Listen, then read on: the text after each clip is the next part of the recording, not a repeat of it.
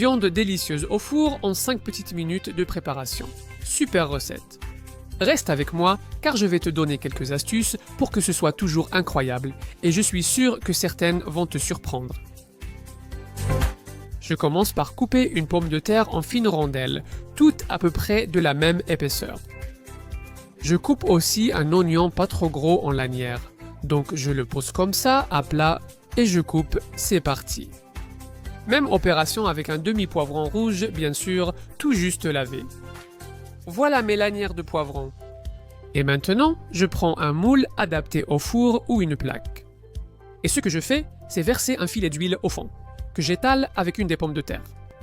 Et pendant que je fais ça, je te rappelle que mon moule fait 20 sur 20 cm pour que tu aies une idée. Dans ce petit plat, je place le reste des pommes de terre au fond.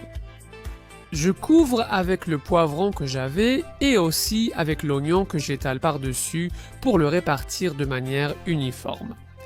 Et à cela, je vais ajouter de la saveur et je vais le faire comme ceci. D'abord, dans une tasse d'eau, je mets une bonne pincée de sel, toujours selon le goût. Je vais aussi ajouter du poivre noir fraîchement moulu. Voilà, ça rehausse toujours les saveurs et c'est très bon. Ail en poudre dedans aussi. Et pour finir, je vais ajouter du thym. Je vais tout mélanger. Ainsi, dans l'eau, tout est bien réparti et les saveurs vont se diffuser sur toute la surface, c'est ce qui m'intéresse. Donc l'eau à l'intérieur, avec toute la saveur, est couronnée d'un autre filet d'huile. Ensuite, je mets le plateau au four préchauffé à 180 degrés Celsius, 355 degrés Fahrenheit, avec chaleur en haut et en bas. Ça va rester à l'intérieur pendant 20 petites minutes. Et pendant ce temps, je prépare un filet. Tu peux utiliser la viande que tu veux, mais regarde ce magnifique filet de porc que j'ai ici si on ne te l'a pas découpé. Le boucher l'a coupé en escalope.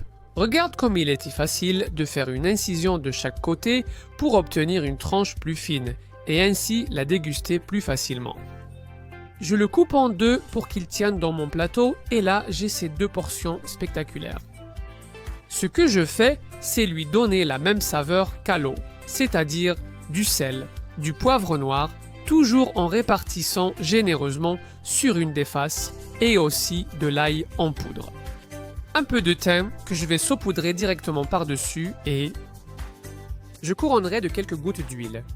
Non mais pas trop, juste un peu pour donner de la brillance et une petite touche à la surface.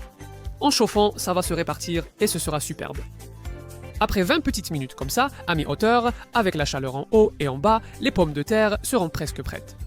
Nous plaçons notre viande dessus et on remet au four à la même température, une petite demi-heure à l'intérieur. Je te rappelle qu'on a la chaleur en haut et en bas, que c'est à 180 degrés. Après une demi-heure, on lui donne une touche finale. C'est optionnel mais recommandé. Mets-lui une fine couche sucrée par-dessus. Oui, ça va donner un contraste incroyable. Dans mon cas, un peu de miel. Et encore 10 petites minutes au four. Ça va donner la touche croustillante sur le dessus, une brillance spéciale et une saveur de contraste fantastique. Le miel est optionnel, mais si tu n'as jamais essayé, goûte-le, tu seras épaté. Regarde,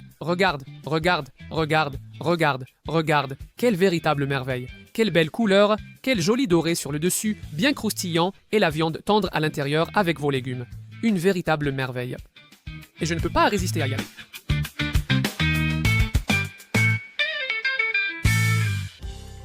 Facile, rapide, 5 petites minutes de travail, tu le laisses au four et pratiquement tu n'as plus à t'en soucier. Une recette qui marche toujours et qui te permet de continuer ta vie.